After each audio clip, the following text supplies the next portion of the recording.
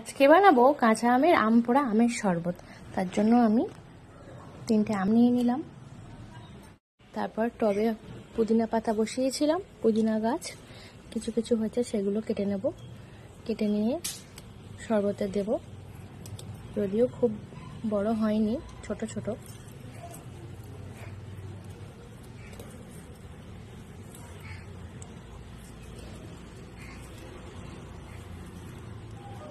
গ্যাসে আমি আমটা পুড়িয়ে নিচ্ছি এভাবে, যেহেতু আমাদের মাটির চুলো নেই, রান্না হয় সব গ্যাসেই, ওই জন্য গ্যাসে করে নিচ্ছি, আমটা পুড়িয়ে নিচ্ছি।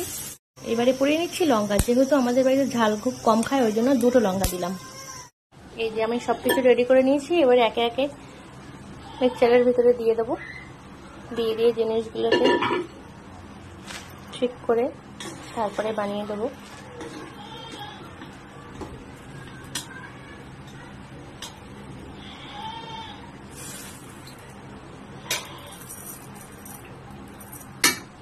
রেডি হয়ে গেল আমাদের শরবত। এবারে গ্লাসে সার্ভ করব।